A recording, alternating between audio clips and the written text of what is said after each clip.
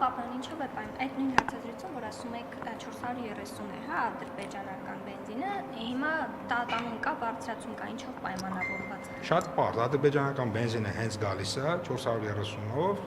շատ արագ սպառվում է։ Ինչքան շատ ենք բերում, այնքան արագ է սպառվում։ Սաղ ժողովուրդը, մեր ժողովուրդը արագ գնում է, առնում է։ Հենց ադրբեջանական բենզինը վերջանում է, բնականաբար այն մյուս բենզինը նորից թանկանում է։ Դրա հետևությունը որն է, որ պետք է ադրբեջանական բենզին շատ բերենք, որ միշտ շատ լինի էժան գնող բենզին մեր ժողովրդի համար։ Նկատի ունեմ հիմա 445 է, 430 չէ։ Շատ լավ, դե նորից եմ ասում, պետք է շատ լինի, որովհետև չկա քանակը, հա։ Այսինքն ինչքան շատ բերեն, այնքան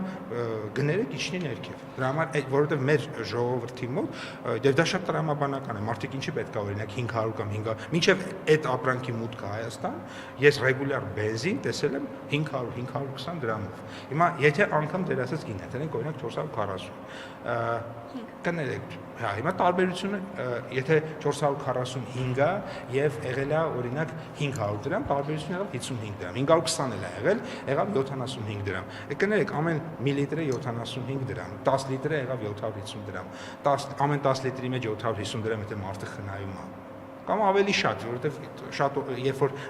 մեծ քանակով է գալիս, այդ օրերին էլ ավելի է էժանում։ Այդ մարդու գրպանը այդ փողը կծակի, այդ փողը ընդհակառակը այն ժամանակ մեր երկրից դուրս էր գնում։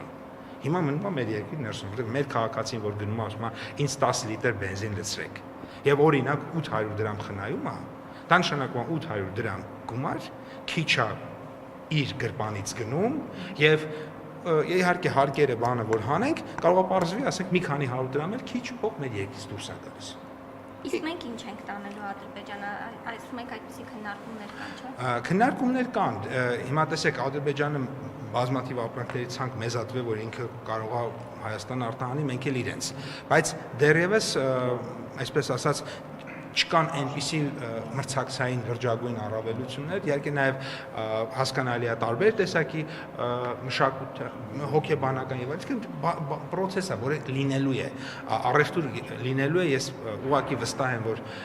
$100 միլիոն դոլարների այնտեղ պոտենցիալ կա երկկողմ առևտրի, բայց դա ժամանակ է պահանջում, այսինքն ադրբեջանական լրատվամիջոցների տարածելն է, որ նոր խմբականակ է գալիս։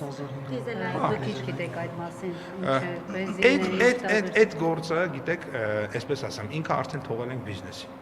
Ինքը ընկած է ռելսերի վրա։ Իրենք փողը փոխանցելու են, մենք բենզինը ստանանք, այստեղ մաչելի գնով վաճառելու են։ Ինձ թվում է դա մի process է, որտեղ էլ մենք չենք միջամտում, որ անկեղծ ասեմ, ես չգիտեմ, որտեղ եթե առաջին անգամ գիտեինք, որովհետև երևի ավելի շատ էինք ներգրաված գործընթացում, քան այդ ընկերության մենեջերներն ու տնօրենները, հա, հիմա արդեն իրենցն է իրենք թող իրենց գործերում կազմակերպել։ Ապրիլի 1-ը այսպես սովորաբար մեր ժողովրդի մեջ խաբելու օրն է, իսկապես թոշակները բարձրանալու են, թե ամեն դեպքում կարող է մեզ սիրելի տատիկ պապիկները կտեսնեն, որ այդ օրը 10,000 դրամ ավել թոշակ ստացան, քան սովորաբար են ստանում եւ այդ օրը խաբելու օրը չի, այդ օրը հումորի, ժպտալու, ծիծաղի օրն է եւ մեր տատիկ պապիկները կունենան եւս մեկ առիթ ժպտալու,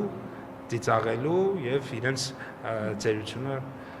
ավելի բարեկեցիկ վայելելու, քան մինչ այս է եղել։ Իսկ նախագիծը երբ որտեղ դեռ նախագիծ չկա, չէ՞, դա ինչ պետք է լինի, բյուջեին փոփոխություն պիտի լինի, ինչ պետք է լինի։ Կանենք մենք դա արագ կազմակերպենք դա։ Իսկ առաջիկա նիստերում դա ներքին վերաբաշխումներով էլ այդպիսի հարցերը կարող են լուծել։ Իսկ առանձին բյուջեի փոփոխություն օրենք խորհրդարանով պետք չէ։ Կարող է եւ կարիք լինի, որովհետեւ այնտեղ բյուջեի մասին օրենքում կա սահմանաչափ։ Այսինքն կա սահմանաչափ, որի շրջանակում կառավարությունը իրավունք ունի ցանկացած փոփոխություններ անել։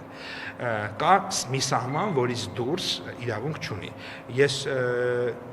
դա ֆինանսների նախարարության տիրույթում է, եթե այդ սահմանը հաղթահարենք, բնականաբար պետք է գանք եւ դիմենք ազգային ժողովին, խնդրենք թույլտվություն տալ փոփոխություն անել։ Եթե ոչ, բնականաբար դա կառավարությունը կարողանալ անել, բայց ամեն դեպքում ես չեմ կարծում, որ կառավարությունում կամ ազգային ժողովում մենք այդ մասով խնդիր կունենանք, որովհետև քաղաքական մեծամասնությունը ակնհայտորեն նույնպես աջակցում է, որպեսզի 600,000 եւ ավել կենսաթոշակառուների կենսաթոշակը ավելանա։ Մոտավորապես ամսական որքան գումարի մասին խոսքը։ Դե ես ասացի, որ